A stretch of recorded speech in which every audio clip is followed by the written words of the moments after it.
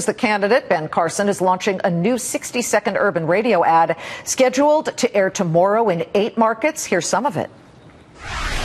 Heal, vote, vote, inspire, vote, vote, revive, vote, vote. Ben Carson 2016. Vote and support Ben Carson for our next president and be awesome. America became a great nation early on, not because it was flooded with politicians, but because it was flooded with people who understood the value of personal. All right, he's going for a demo there. I'm joined now by Marsh, a Democratic strategist and a Fox News contributor, and Evan Siegfried. He's a Republican strategist. He served on Rudy Giuliani's presidential committee. Marianne, when I said demo, I meant demographic, but he's also going for Democratic voters who might straddle the line here, is he not? Absolutely right. And I think that's very interesting because that's not the usual Republican ad you would hear for someone running for president. But I think the most interesting part here, and I think Sheryl Sandberg's right, do not underestimate Facebook this election cycle. And obviously Ben Carson has capitalized upon it. But when you look at his poll numbers with Donald Trump's, they're about in the same place, but one big difference. Donald Trump supporters absolutely positively locked in with him and will not defect, whereas Ben Carson, about a third of his supporters say we could see voting for someone else. So going forward, I think that's the one big factor to watch. Evan, you would understand that all too well. You were helping to run Rudy Giuliani's campaign when he was #1 at this point, and then he lost that lead, certainly. So that could happen. But money now becomes a bigger issue, does it not? The closer we get, you need the big bucks. We know that Donald Trump is trying very hard to speak to billionaires. At least he's denied that, but he apparently courted 3 mega donors, Sheldon Adelson, Paul Singer, who ended up going with Marco Rubio, and the Koch brothers, who have not decided, I believe. Yes.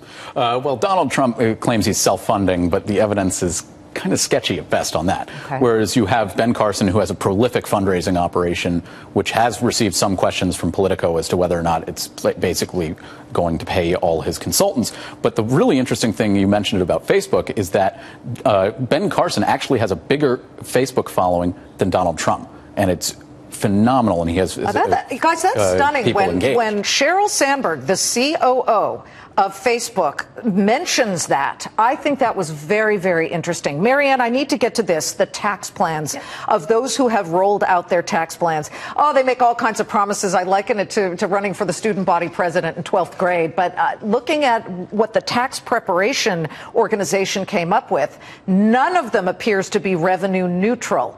How important is it for them to get their numbers right, especially in advance of our Fox Business debate on Tuesday?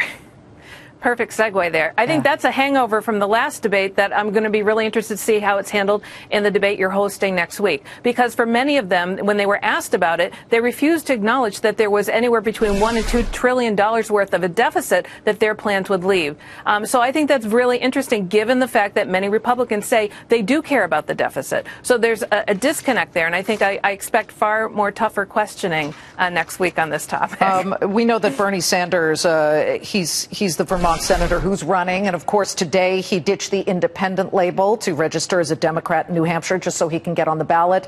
I'll ask you this of you, Evan. Looking at his candidacy, it looks like Hillary Clinton has solidified her lead over Bernie, at least at the moment. Yes, if a lot can change between now and Election Day.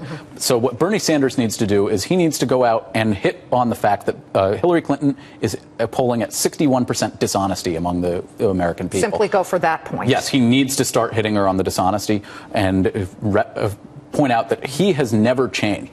In 2008, Hillary Clinton was running as I'm an insider. Now she's running as I'm an outsider. She ran and attacked Obama for being too strict on guns in 2008, and now she's very, we need to go as hard as we can after everybody on guns. All right. So there's no real core belief. And fair and balanced, we started with Marianne, we end with Evan. Great to see both of you. Thank you so much.